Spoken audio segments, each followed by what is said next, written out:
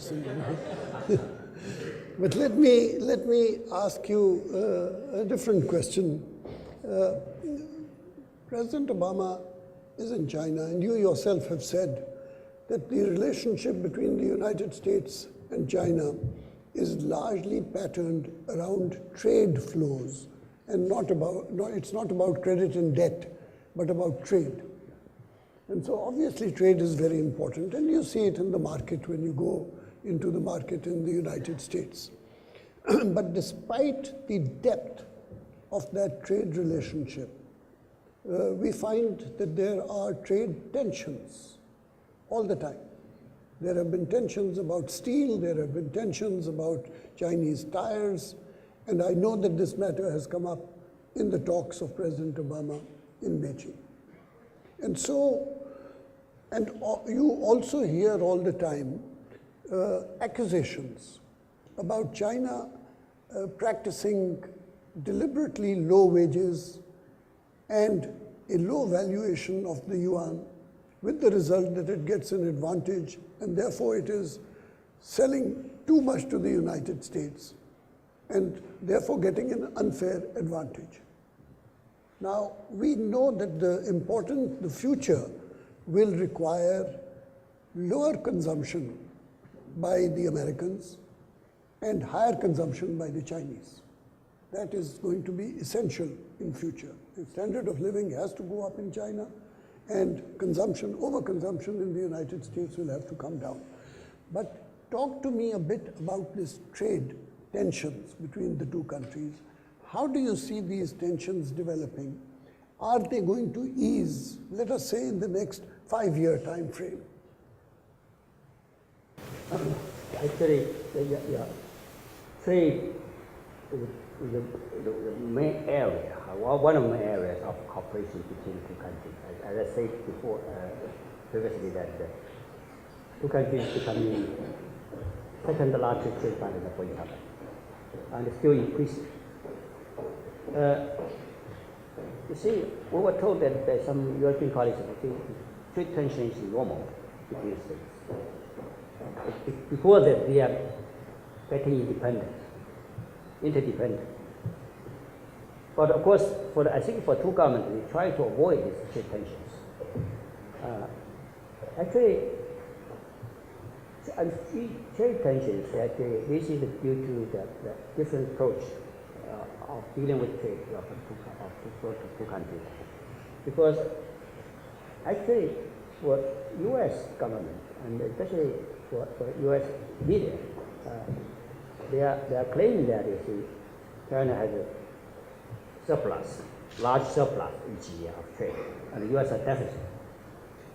But I think this is the fundamental, basic issue for trade tensions.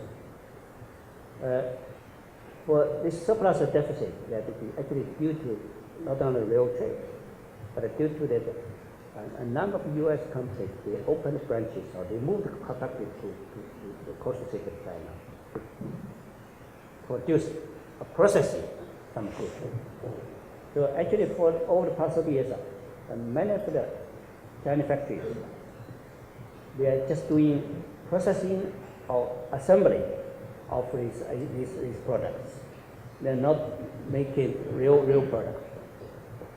And many of them were re-imported to the States. So especially like toys and shoes, many of them are produced manufactured in Asia. So we actually, such kind of processing, Chinese do not make any money, big money. The money made by the businessmen who are operating this trade. That's also an issue that there's kind of different ways of statistics. So that's why I think for trade, it's not for China. This is kind of due to the normal new division of labor between the developing countries. Really, due to the low wages. You see, when humankind until the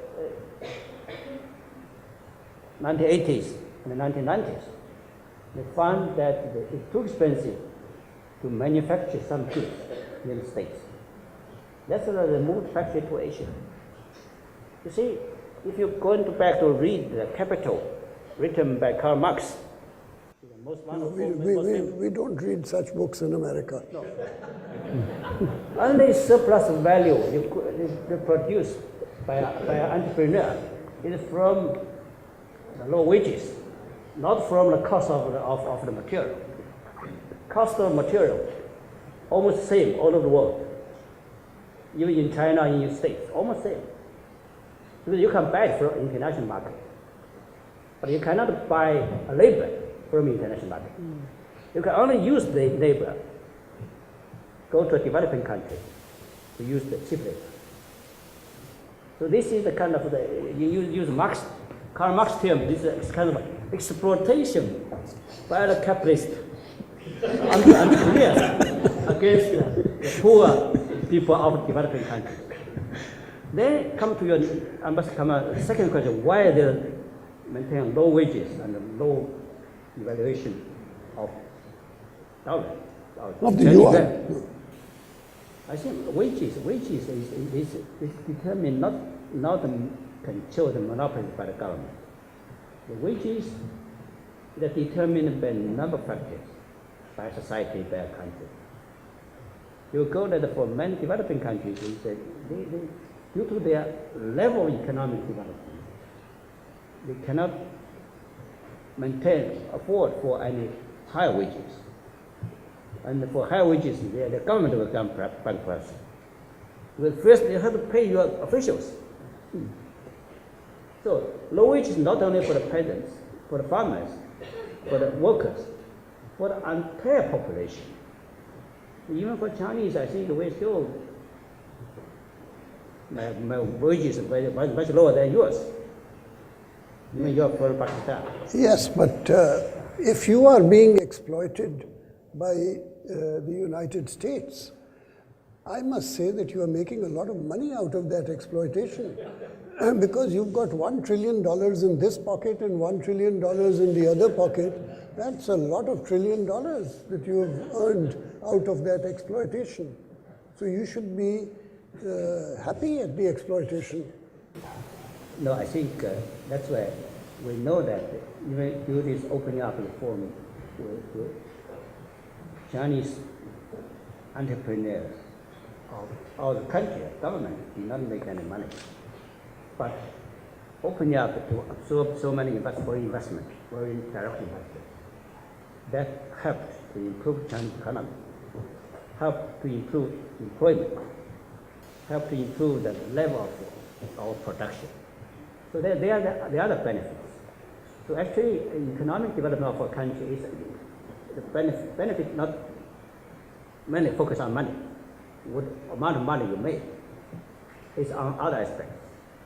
That's why I think China is proud that they have to follow the right policy. We know that these foreign investors made money by investing in China.